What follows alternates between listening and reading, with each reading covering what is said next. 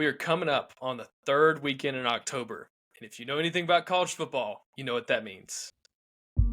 Welcome to the Pigskin Cafe, a podcast where Hampton, Chase, and Graham break down all things college football. So sit back, relax, and enjoy the show. They have to win this game. There's a problem. This one's tough. We are back. That's what my gut's telling me. I genuinely could not believe You it. don't live in the great state of Texas. All right, big boy. Hold my sweet tea. What are we doing? That is a stat there, ladies and gentlemen. What's going on, everybody? Thank you again for tuning into the Pigskin Cafe. We've got another episode where we're going to look forward to Alabama versus Tennessee. It's going to be played in Knoxville. And after that, we're going to just recap some of last week's matchups because there was just so much to talk about. If you're looking in the landscape of college football, so many people said that this weekend was why you're a college football fan. So many great matchups. So, Hampton, let's dive right in. I want to hear what you're thinking. And we recapped last episode talking about just the, man, I'm not putting my money on Alabama. No. That's not where I'm putting my savings. So, Hampton, I don't know. As you look forward to this game, I think what has made this storyline interesting is actually how poorly Tennessee has also played coming into this game. They lost to Arkansas in Fayetteville. They go down to Gainesville, and Florida, like, they were ready to play football. I mean, they were excited to be there, and they go into OT against Florida, who at that point felt like there was just no more gas left in the tank. Yeah. And so they win that game against Florida. But, Hampton, what do you think coming into this game? It really is a tale of these teams were both really, really good at the beginning of the season and have not played well recently. No, and I think the difference in the two teams, before I get into that, be sure to subscribe to the channel if you haven't already. We appreciate you very much. Go ahead, hit that like button, hit that subscribe button, and leave us a comment. But back to the actual game on the field, I think both teams have struggled, but I feel like the problems plaguing both teams are a little bit different. Where I feel like Alabama has been a lot of undisciplined play, not playing with fundamentals, kind of all that wrapped into one, and it seeps to every area of the team. I think Tennessee, and this is shocking, most of their issues are on the offensive side of the ball. I think their defense has been absolutely outstanding for the majority of the year. They've got a really good D-line. James Pierce is a dude. They got Keanu Peely at linebacker who got hurt against Florida. I'm going to be interested to see if he's back for the Alabama game because he is an integral part of that defense. Their secondary is really good. They've got some dudes on that side of the ball, and they really kept Tennessee in the games against Arkansas and against Florida, coming up with key stops in the red zone. I think Florida had around 3 or 4 trips inside the 10, came away with like 3 points. So part of that's Florida being Florida and somewhat being incompetent when they get into crucial situations. But also you got to give credit to Tennessee for coming up with those stops. But offensively, they can run the ball with Dylan Sampson pretty effectively. But Nico, you're seeing some of the effects of being a young quarterback in the SEC. When he's pressured, when he's sped up, his accuracy plummets. And you see that he's not seeing the field very well right now. And he's being really inaccurate. He's thrown a couple picks. The one he threw last night against Florida was just, he literally threw it to the underneath zone defender. The guy read him the whole way because he's staring down his primary read. And if you're Alabama watching that tape, if you sit back and allow him to pick you apart, then the defensive staff doesn't even need to fly back to Tuscaloosa. They need to walk back because Oklahoma gave Tennessee issues with being very aggressive in the blitzes they called and how they attacked both the running game and getting Tennessee behind the 6. That's the key with them on first and second down. If you keep them in 1st and 10, 2nd and 10, 1st and 9, 2nd and 9, that really limits their offense. The problem is when you let them get a first down and get some momentum, then it's kind of like a ball rolling downhill. There's no stopping it. So that is going to be key for Alabama. And hey, guys, on the bright side, Alabama's been really good on first and second down for the majority of the year. Third and fourth downs where they've struggled, so Yeah. there's hope there. And I think that has to be the game plan coming in, is really, really confuse and pressure him and use some of the simulated packages, the sim pressures, walking guys up to the line, then dropping some, blitzing some that you saw in the first half of Georgia, and then I don't know where in the heck they went. It's like that was a one-time thing, and then Kane Womack hasn't employed it since. That needs to come back this week to really confuse and force Nico into mistakes. Now, defensively for Tennessee, they're going to make it difficult on Alabama, and Jalen Milroe is going to have a really big game for Alabama to have a chance, because I don't foresee Alabama being able to run the ball very well against this Tennessee front. Now, I will give credit to Florida.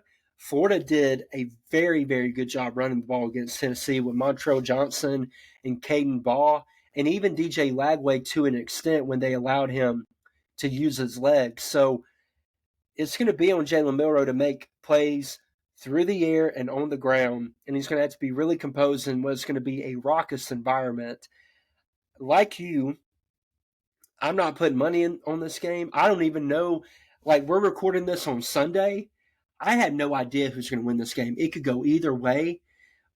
But honestly, I'd have to lean a little more Tennessee because I trust their defense more. And I don't trust Alabama's defense to get critical stops and critical moments. And I believe Heupel is going to be able to identify some things on tape that are going to really give the Alabama defense fit. So I would have to probably take Tennessee right now, especially with them playing at home. Last note before I kick it back to you, I will say, while Florida made some mind-boggling decisions from a coaching perspective, from a play-calling perspective, in key and critical moments in the game, that is the best that they have looked under Billy Napier, and I don't know when. They came in that game thinking and believing that they were going to win with the preparation and the plan that they had, and they matched Tennessee's physicality, and in many cases outmanned them and pushed them off the ball and played a style of football that I didn't think they were capable of. So I want to give credit to Billy Napier and that staff who everybody wrote off. That showed me that his guys still play hard for him. He hasn't lost that locker room. And so I want to give credit to him. And I want to say, DJ Lagway, there are still some freshman moments, but that brother is going to be an absolute star in this league, because that throw he made on the touchdown to tie it up, thing of beauty, an absolute frozen rope. And you see glimpses of him doing that week in and week out. Now it's going to be his show the rest of the way with Graham Mertz, unfortunately suffering a non-contact injury on a touchdown. Prayers out to him, but it looks like it's DJ Lagway's show from now on. Yeah. Man, yeah, you talk about just the Alabama-Tennessee game, and I'm thinking, man, I'm sitting there with you, kind of in the middle. My everything in me says it's leaning Tennessee, and then I think about they're playing in Knoxville, which feels like, all right, you can almost mail that one in. There's just this should have been a trap game. Now it's not even a trap game. You know, this past weekend you're getting upsets about us. It's like Alabama in upset trouble, and I'm like, man, I don't even know if it's upset anymore. Like, that's how just the confidence seems to just be, taken out of the room. So let's keep moving, man. There's a lot. Go ahead. Yeah, one last word. I'll just say this. I hope I'm proven wrong. I hope Alabama responds in the way that I thought they would respond against South Carolina, because I know in the past, again, people drawing comparisons to like 2014, Alabama loses to Ole Miss, who was a top 10 team in the nation. It wasn't like they lost to Vanderbilt, and then the next week they struggled on the road against Arkansas, and then the next week they came out and throttled A&M. I'm hoping for that type of response, but there's nothing that has been shown up to this point to make me think that. But I'll kick it back to you. If you had to pick, I'm going to make you answer. If you had to pick, you going with Tennessee? Yeah, I think I'm going with Tennessee. Yeah. And it's sad that there's not much pause there, but I mean, I know. It really comes down to, we're playing in Knoxville. I think that's massive. I think that the slightly still big but slightly smaller rock is, dude, our defense just can't stop anybody. Mm-hmm. And I said last episode that we run pretty much the worst kind of defense, where it's like you're just good enough to stop them on first and second down, but not. But then you're so bad that I don't even know what I'm trying to say. I got turned around now. But basically, they're good enough to I guess make the tackle, but then they're so bad that it's like they just let them sustain drives, and that's just the worst kind of defense. That it's like, hey, if you were to pick, hey, they're going to score a touchdown. You'd almost rather them to go ahead and score than you get the ball back. That's an ideal, defensive philosophy of just like, Yeah. you'd rather have time if they're going to score. But it doesn't bode well for Alabama right now. You want your defense to be a stout wall. Mm-hmm. Alabama's defense right now was like the table that Michael Scott put together in his condo. I like it. Don't forget about the plasma screen TV. How could you? Let's keep moving, man. There's a couple of really good games this past week that's just Yeah. worth us talking about. And let me just mention that Texas looked really good against Oklahoma. Oklahoma is not they're a hurt football team. I mean, They're felt depleted, brother. My I mean, it's like gosh. watching the Atlanta Braves this past year. It Mhm. really, that's a great comparison for just, man, Really they are is. so hurt. And there was not much towards the end. I thought they might get in the end zone, but Texas looks good again. I'll say I went to the state fair where this game is played. Uh-huh. It really is. I want to go to the game at some point just because it really is like a venue of college football, of the Cotton Bowl actually being played in the Cotton Bowl, not at Jerry's World or AT&T. So it really was cool. I could only imagine. So yeah, I can only imagine like if you were to actually go to the Cotton Bowl and you've got the fair and all that kind of stuff going on. So that went well. I thought it was awesome. And then Hampton, remind me, did the next game to come on was Oregon? I was trying to think through the night. Was it Oregon, Ohio State, and then Ole Miss? Isn't that right? Yeah, they came on at the same time. Okay, let's talk about Ohio State, Oregon first because that game wrapped up first. It did. All right, so I think it's awesome when you see game day go to the West Coast. And I feel for those students that it starts at 6 a.m., which means that you had to be there at least at 4 o'clock, like just to be there. So it's dark outside when they're starting. What a long day, but what an amazing day for an Oregon fan. I mean, this is what you dream of, is a day like this where Ohio State's coming to town. You got game day. The game's at night. You maybe even go home and take a nap. I mean, it's just one of those long days, but what a great day to be an Oregon fan. So, Hampton, let me just ask you a little bit more pointedly. Did it surprise you that Oregon had what it took to beat Ohio State? It did not. And before I get into that, I did want to, just to accentuate your game day point. Game day has been fantastic this year, man. Great. It has been like legitimately must-watch TV, and I've not said that for nearly a decade. Great, again, I'm biased. Nick Saban has added so much to the show, but him and Pat playing off one another and then reducing Corso's role to basically the end has just given the show new life, and it makes you feel like this is what I love about college football. This environment and this show encapsulates what it is. So I just wanted to make that point, but I was not shocked at all. Huh? I said I'll pass on the message. I'll pass on compliments to the show. To higher ups at ESPN, to the executives. Good job. On the game itself, I picked Oregon coming into this game. And I didn't pick them on here, but I have a little college football pick 'em, and it was one of the few I got right all day. But I thought Oregon had what it took to win this game, and the main reason was, one, it was at home, but two, Ohio State has played no one to this point. They had not been tested at all this season. They played 4 very inferior teams, and then they play Michigan State, who is kind of in the first year under the former Oregon State head coach, who I can't remember the name of, but they're not ready to compete. And this is the first time that you are kind of in a brawl. And I thought Ohio State played really, really well. I think they showed you that they probably have more talent and a better roster than anybody in America, just from pure dudes all over the field. But I thought Dan Lanning coached a really, really good game. He was very aggressive, and like the onside kick that they had, it worked out for them. They stole possession there. The only thing that I was surprised, and I agree in taking the points like when they were down on the goal line, it was 4th and goal. I was shocked because in the past he would have gone for that. But I'm glad he took the points. To me, you always take the lead when you can take the lead. Don't I get wanting a touchdown, but you got to take the sure thing. But I thought their offense was super explosive. They really exposed and threw all over that Ohio State secondary.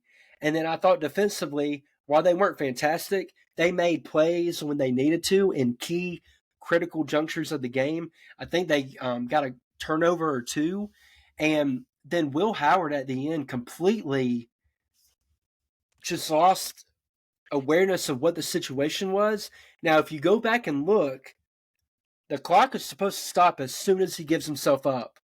There was 1 second left on the clock. They probably should have had another play and another opportunity, but again, that just you've got to at least throw the ball there. You can't take off and run in the middle of the field in a game like that where the margin of error is so thin with only 6 seconds left on the clock. But they were in field goal range, and then Jeremiah Smith got the pass interference, and it backed him out, and then that kind of changed the whole complexion of it. Ultimately, give a credit to Oregon. I think they're a really good team. I think they're going to be in contention for not only the Big Ten, I mean, that's obvious, but for the national championship as a whole. And again, it's another big game for Ohio State that you come up short. And now Ryan Day is 1-7 against the AP top 5. And I think the only win, and I may be wrong, I can't remember if Notre Dame last year when they played them in South Bend, if they were top 5 or not. That may be the only win. It's either that or beating Michigan one year, which again I don't know if that happened either. But at some point, and I don't think Ohio State fans should be calling to fire Ryan Day. I think Ryan Day's a very good coach. Some point you got to get over the hump, and if it's not this year, then when is it ever going to happen? Yeah, I think if you're an Ohio State fan, the hope or the dream might be that he takes an NFL job or something like that. I don't know. It's just I remember Graham pointed out that the Commanders, he was like, hey, it seems like they've got kind of an Ohio State pipeline. Maybe see if he's kind of an NFL guy that you might want. So anyways, I don't know. Yeah, because I'm with you. I mean, you lose one game, you want to fire your coach. It's hard to get behind that, but at the same time, it's kind of all right, if he can't be the guy who's going to win the whole thing, should we go a different direction? So I don't have a lot to say about this other than, man, I was watching this game on my back patio, plug a TV out there, which has just been so much fun now the weather feels good. It's the best. Dude, and I mean, it was just, what a great weekend of football, and that was one of the matchups that I was just like, man, this is what it's all about right here, dude. And, I'll just put, both games we're going to talk about. I'm just glad that fans in Eugene, Oregon were able to storm the field because they didn't have this expectation just because they're Oregon that they were going to win. So I'm glad, like I said, you get up early, you're up at 4 a.m., getting ready for college game day, and you're storming the field that night. That is as good as that's as good as football gets right there as a fan. So college football, it's the only one that offers that. So let's keep moving though, Hampton. Let's talk quickly about Ole Miss versus LSU. And I forgot how this is kind of a rivalry. It 100%. There's no kind of. It is. Is it 100%. Called the Magnolia Bowl? Is that what they were calling it? Correct. It's one of those kind of like sleeper ones. And I'll say, there's like, I can't remember. Syracuse was playing somebody like Indiana, and they had some name, and it's like that. All right, yeah, that's a rivalry. Yeah. This game is legitimately, it feels like every time they come in, this game is, it almost feels like it's going to be tied at the end of the game. Just doesn't matter. It's always a classic. Yes. And so it was amazing. Another phenomenal game to watch to the very end. Hampton, give me your thoughts on this. I want to hear your thoughts on the game, but this is where I want you to start. Was that the nail in the coffin for Lane Kiffin to stay at Ole Miss? Was that the ticket out of there? I think with each loss, him leaving becomes more and more of a certainty. Because, again, this was supposed to be the year. Similar to Ohio State, you put all your chips in an NIL to fill the roster that you have. and you've already got 2 losses before mid-October. I mean, we're not You're even not at playing October Alabama. 15th. Huh?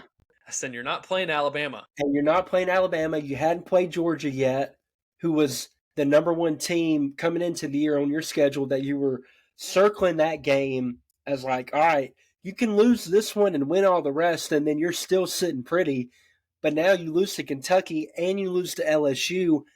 You're basically out of playoff contention, which is crazy. Another thing that I saw a stat which is very interesting.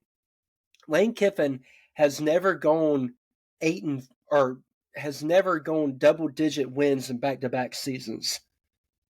All right, so think about it. In 2021, 2021, they had over 10 wins. They had, I think they had 11 wins on that year. 2022, they won like 8. Last year, they won over 10. I think they won 11. This year, same thing.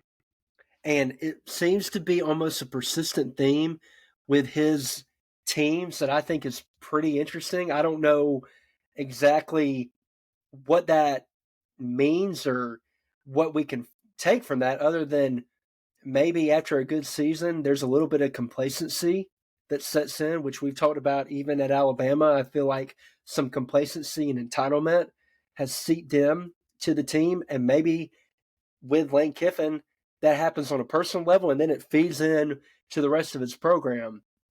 Because on the overall game itself, and I've said a lot of before I get into that, but you talked about like last night, and really, I mean, last week was incredible too, like with all the upsets. But last night, starting at 6 o'clock to about 10:30, 10:45, I had the multi-view up on the TV. We were going from game to game. One would end, I'd go to the other one. That one would end, I'd go to the other one.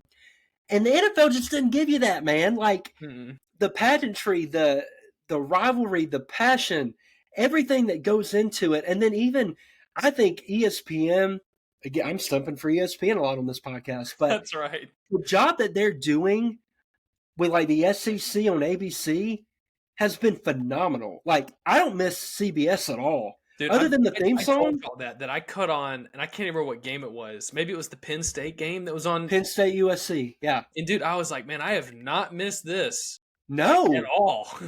no. Like, not only are the commentary teams better, I mean, I think we can all agree on that, but they almost capture like the spirit of college football even better, like with some of the camera angles and then showing teams coming out of the tunnel and the crowd shots. Like I'm getting chills talking about it, man. It's been fantastic. And I think you saw that last night, especially in Death Valley, where they're unveiling the new light show. That crowd has been drinking all day. They are primed and ready for action in a rivalry game. And also, to your point, this game last year came down the wire. It was in Ole Miss. It took a defensive stop by Ole Miss to win that game. It was a quarterback duel of the highest order, Jackson Dart versus Jane Daniels. And what was surprising to me last night, I thought there'd be a duel. I thought there'd be a shootout. But honestly, both defenses played much, much better than I even thought they would. LSU really surprised me because their defense has not been – they're not been as bad as last year, but they definitely haven't been to the level that LSU fans expect them to be. But I thought you saw a glimpse and a step in the right direction last night with Blake Baker kind of going into the bye week and really refining some things and getting those guys to play fast and physical.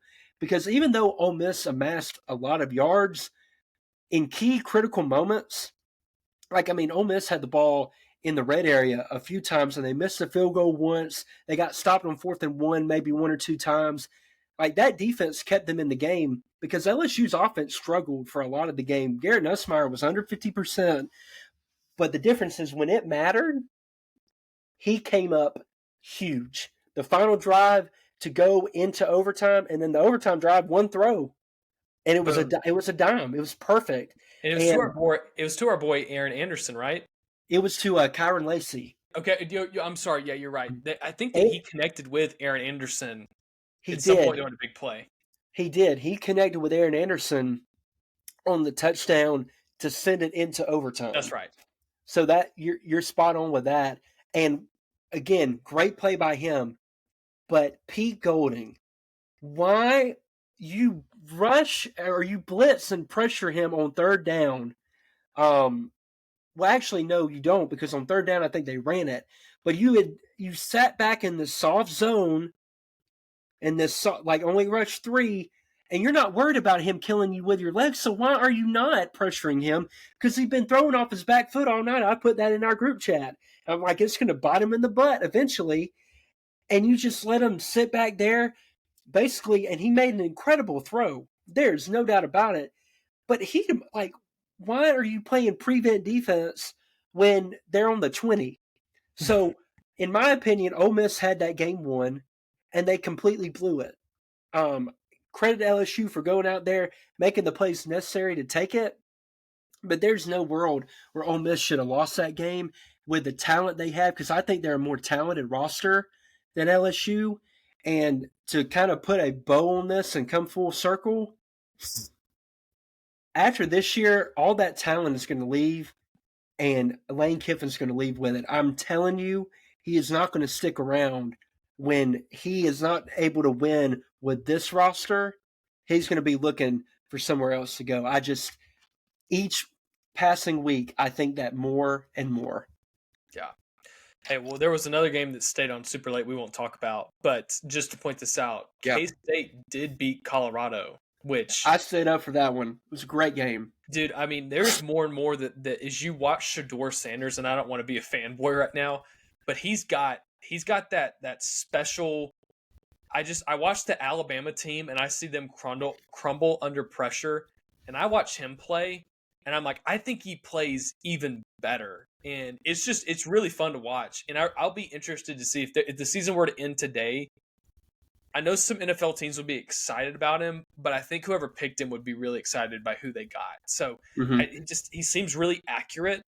I like the guy. The more I see him play football, the more I'm thinking he feels NFL ready to me. So, Anthony, let me get your thoughts on that, and then we'll get out of here. Yeah, quick thought on that is I agree with everything you said about Shedeur.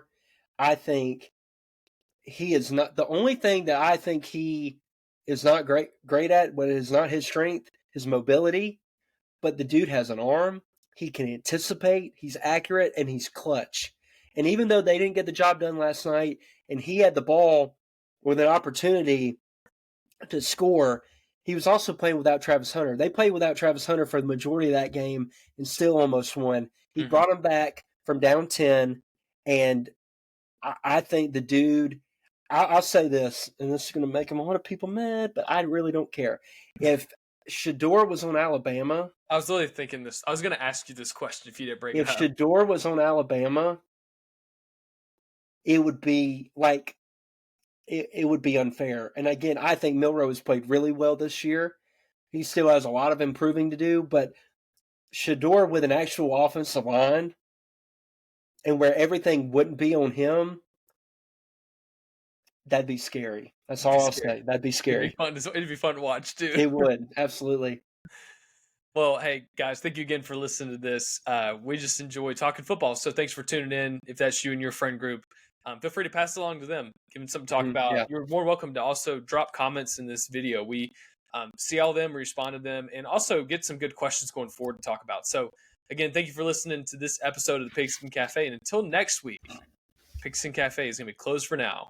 Till then, chew on that. See you soon.